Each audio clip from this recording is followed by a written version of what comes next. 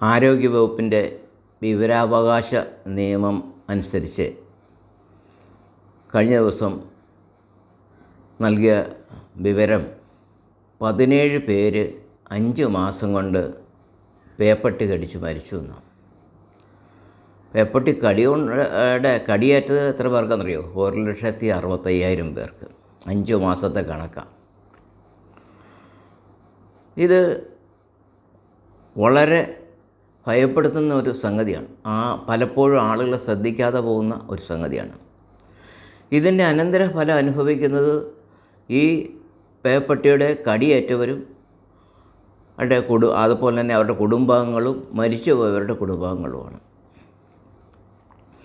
ഇത്രയും പേര് 17 പേര് പേപ്പട്ടിയുടെ കടിയേറ്റ് മരിക്കുകയും 1,65,000 പേർക്ക് കടിയേൽക്കുകയും ചെയ്തിട്ട് ഇവിടെ ഒരു പ്രസ്ഥാനങ്ങളും ഒരു സംഘടനകളും ഇതിനെക്കുറിച്ച് ഒരക്ഷരവും വേണ്ടി കണ്ടില്ല.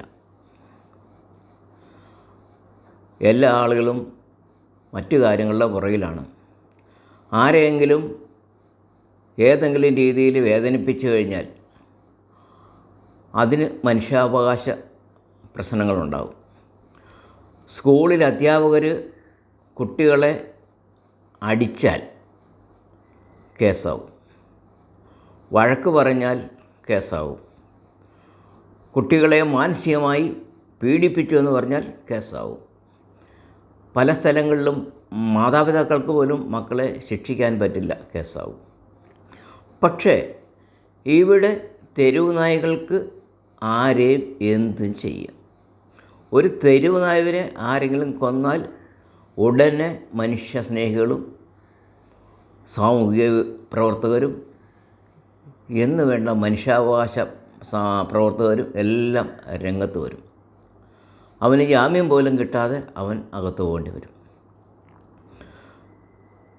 ഇതൊരു നിസ്സാര സംഗതിയായിട്ട് കാണരുത്. ഇവിടുത്തെ ഒരു പ്രസ്ഥാനങ്ങൾ പോലും ഇതിനെതിരെ ശബ്ദിക്കുന്നില്ല എന്നുള്ളതാണ്. അവർക്കൊക്കെ ഏതോ രീതിയിലുള്ള ഫലം അല്ലെങ്കിൽ പണമോ മറ്റ് ആനുകൂല്യങ്ങളോ എവിടെ നിന്നൊക്കെയോ കിട്ടുന്നുണ്ട്. എവിടെ നിന്നാണെന്ന് നമുക്ക് കൃത്യമായിട്ട് അറിയത്തില്ല. അതിനെക്കുറിച്ച് ആളുകൾ പലതും പറയുന്നുണ്ട്. എങ്കിലും ഒരു സംഗതി ശരിയാണ്. ഈ 17 പേരും മരിച്ചപ്പോഴേ അവരെ അതിൽ 5 വയസ്സുള്ളൊരു കുട്ടിയുണ്ട്. പല ആളുകളുടെയും കുടുംബങ്ങളെ അത് ബാധിച്ചിട്ടുണ്ട്. നമ്മുടെ കുടുംബത്തിലെ ഒരാൾക്ക് ഒരു അസുഖം വന്ന് മരിച്ചാൽ തന്നെ നമുക്ക് സഹിക്കാൻ ബുദ്ധിമുട്ടാണ്. അപ്പോൾ പേ പിടിച്ച് മരിക്കുന്ന ഒരവസ്ഥ നമുക്കൊന്ന് ചിന്തിക്കാൻ പോലും പറ്റില്ല. അതനുഭവിച്ച ആ കുടുംബാംഗങ്ങൾക്ക് മാത്രമേ അതിൻ്റെ വിഷമം അറിയത്തുള്ളൂ. 5 വയസ്സുള്ളൊരു കുട്ടി പട്ടിയുടെ കടിയേറ്റ് പ്രതിരോധ കുത്തിവയ്പ്പൊക്കെ എടുത്ത് എന്നിട്ടും ആ കുട്ടി മരിച്ചു. നമുക്കറിയാം ആയിരക്കണക്കിന് രൂപ വിലയുള്ള മരുന്നാണ് വേപ്പട്ടി വിഷബാധയ്ക്കെതിരെയുള്ള കുത്തിവയ്പ്പുകൾ. എന്നിട്ടും അതുകൊണ്ട് ഫലമൊന്നും ഉണ്ടായില്ല. എന്തുകൊണ്ടാണ് ഫലം ഉണ്ടാകാഞ്ഞത്? അതിനെക്കുറിച്ച് ഡോക്ടർമാർ പല അഭിപ്രായങ്ങൾ പറയും. ചില ഡോക്ടർമാരൊക്കെ പറഞ്ഞത് അതിൻ്റെ ഡോസിന് വ്യത്യാസം, 1ാമത്തെ ഡോസ് ഇങ്ങനെ കൊടുക്കണം, 2ാമത്തെ ഡോസ് ഇത്ര മില്ലി ആകാവുള്ളൂ, 3ാമത്തെ ഡോസ് എത്ര മില്ലി വേണം. എന്തായാലും എത്ര മില്ലി കൊടുത്താലും ശരി ആ കുട്ടി മരിച്ചു. 17 പേരാണ് മരിച്ചത്.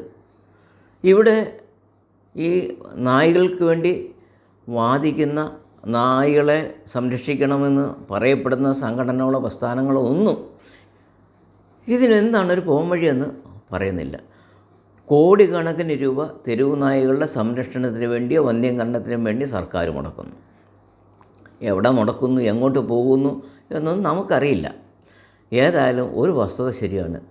1,65,000 പേർക്ക് തെരുവ് നായി 5 മാസം കൊണ്ട് കടിയേറ്റെങ്കിലേ ആ ആളുകളുടെ അല്ലെ അവരുടെ കുടുംബാംഗങ്ങളുടെ അവസ്ഥയെക്കുറിച്ച് ബഹുമാനപ്പെട്ട ഈ സംഘടനകളും അതിലെ പ്രതിനിധികളും ഒന്ന് ശ്രദ്ധിക്കണേ എന്ന് മാത്രമാണ് എനിക്ക് അപേക്ഷിക്കാനുള്ളത്. പ്രിയ സുഹൃത്തുക്കളെ, ഇവിടെ ഒന്നും ചെയ്യാനില്ല. നമ്മൾ നമ്മുടെ കുഞ്ഞുങ്ങളെയും നമ്മളെയും ഈ തെരുവ് നായ്കളുടെ കടിയേൽക്കാതെ സംരക്ഷിക്കുക. ഇവിടുത്തെ ഒരു പ്രസ്ഥാനങ്ങളും മനുഷ്യരുടെ നന്മയ്ക്ക് വേണ്ടി അല്ല പ്രവർത്തിക്കുന്നതെന്നുള്ളതാണ്. അങ്ങനെയായിരുന്നെങ്കിൽ എത്ര പണ്ട് ഇതിനൊക്കെ ഒരു തീരുമാനം എത്തിയനെയും. എത്ര പേര് മരിക്കുന്നു. ഇവരുടെ മക്കളെയോ തെരുവുനായ്കൾ കടിക്കില്ല. കാരണം അവർ ഭൂരിപക്ഷം ആളുകളും സ്വന്തം കാറിലും മറ്റ് സംഗതികളിലും. ബൈക്കിന് പോകുന്ന ആളുകൾ എത്ര പേര് പട്ടി വട്ടം ചാടി ആക്സിഡൻ്റായിരിക്കുന്നു. ഏതെല്ലാം ബൈക്ക് മാത്രമല്ല ഓട്ടോറിക്ഷകൾ ആക്സിഡൻ്റായി എനിക്കറിയാം. അപ്പോൾ ഇതിൽ നിന്നെല്ലാം നമ്മൾ മനസ്സിലാക്കുന്നത് ഇതൊരു പൊതുശല്യമാണ്. ഈ പൊതുശല്യത്തെ വളർത്തുന്ന ആളുകൾ ഒന്ന് കൂട്ടിലുള്ള വളർത്തുക, അതിനത് പ്രായമായി കഴിഞ്ഞാൽ അതിനെ ദയാവധം ചെയ്ത് കൊന്നുകളയുക, അല്ലാതെ തെരുവിലേക്ക് വിടരുത്. അതുപോലെ തന്നെ തെരുവിൽ വളരുന്ന നായ്ക്കളെ ഒന്നുകിൽ ഈ മൃഗസ്നേഹികളെ ഏൽപ്പിക്കുക, അവർക്കൊരു ഫണ്ട് കൊടുത്തുകൊണ്ട് അവർ തന്നെ ഇതിനെ സംരക്ഷിക്കാനുള്ളൊരു ക്രമീകരണം ചെയ്യുക. അല്ലാതെ ഈ പാവപ്പെട്ട ഞങ്ങളെയും ഈ കൊച്ചുകുട്ടികളെയും ഒന്നും കടിക്കാനായിട്ട് ദയവേത് അനുവദിക്കരുത്. ഈ മൃഗസ്നേഹികൾ അവരെ അങ്ങനെ ഏൽപ്പിക്കുക. സർക്കാർ വേണമെങ്കിൽ വന്ധ്യകരണത്തിനുള്ള ഫണ്ടൊക്കെ അവരെ ഏൽപ്പിക്കുക, അവരത് ചെയ്യട്ടെ. പക്ഷെ പ്രശ്നം എന്ന് വെച്ച് കഴിഞ്ഞാൽ അവരത് ചെയ്താൽ, പട്ടിയെ സംരക്ഷിച്ചു കഴിഞ്ഞാൽ പട്ടി ആരെയും കടിക്കില്ല. പട്ടി കടിച്ചാൽ മാത്രമേ മരുന്ന് കമ്പനികൾക്ക് മരുന്ന് വിൽക്കാൻ പറ്റുള്ളൂ. അപ്പോൾ ഇവിടെ പട്ടി കടിക്കണം, തെരുവിൽ പട്ടി ഉണ്ടാകണം. പക്ഷേ ഈ സാധാരണക്കാരനായ ആളുകളാണ് ഇതിൻ്റെ ഭവിഷ്യത്. ഇവിടെ ഏതെങ്കിലും വലിയ ഉദ്യോഗസ്ഥരെയോ വലിയ പണക്കാരെയോ വലിയ സംഘടനാ നേതാക്കന്മാരെയോ രാഷ്ട്രീയ നേതാക്കന്മാരെയോ ആരെയെങ്കിലും തെരുവ് പട്ടി കടിച്ചായിട്ട് നമ്മൾ അറിഞ്ഞു. ഇവിടെ കൂലിപ്പണിക്ക് പോകുന്നവരെയും സ്കൂളിൽ പോകുന്ന കുട്ടികളെയും അവനെ കടകളിലൊക്കെ ജോലിക്ക് പോയി വരുന്ന സ്ത്രീകളെയും കുട്ടികളെയും ഇങ്ങനെയൊക്കെയുള്ള ആളുകളെയായി പട്ടി കടിക്കുന്നത്. അതുകൊണ്ട് ബന്ധപ്പെട്ട അധികാരികൾ ഒന്ന് ശ്രദ്ധിക്കുക, സംഘടനാ നേതാക്കൾ, മൃഗസ്നേഹികൾ ശ്രദ്ധിക്കുക. നിങ്ങളൊന്ന് സഹായിക്കുകയൊന്നും വേണ്ട, ഞങ്ങളെ ഒന്ന് ജീവിക്കാൻ, ഞങ്ങളുടെ കുട്ടികളെ, ഞങ്ങളുടെ സ്ത്രീകളെ, ഞങ്ങളുടെ പ്രായമായവരെ ഒന്ന് ജീവിക്കാൻ അനുവദിക്കുക. ഒരു ആക്സിഡൻറ്റ് പെട്ട് മരിച്ചു എന്ന് പറഞ്ഞു കഴിഞ്ഞാൽ നമുക്ക് അത് മനസ്സിലാകും. പക്ഷേ ഇതല്ല, ഇത് പേ പിടിച്ചിട്ട് നൊരയും പതയൊക്കെ വായിൽ കൂടെ വന്ന് ആ കാണുന്ന കുടുംബാംഗങ്ങളുടെ കണ്ടു നിൽക്കാൻ പോലും നമുക്ക് ബുദ്ധിമുട്ടാണ്. അപ്പോൾ അങ്ങനെയുള്ളൊരവസ്ഥയിൽ ഒരു മരണത്തിന് വേണ്ടി ദയവ് ചെയ്ത് വിട്ടുകൊടുക്കരുത്.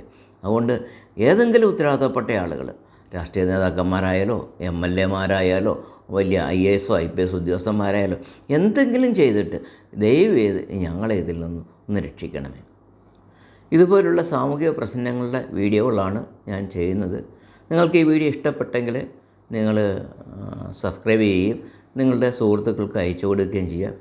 തുടർന്ന് വരുന്ന ഇതുപോലെയുള്ള വീഡിയോകൾ അവിടെ ശ്രദ്ധിക്കാനായിട്ട് എല്ലാവരെയും പ്രോത്സാഹിപ്പിക്കുന്നു.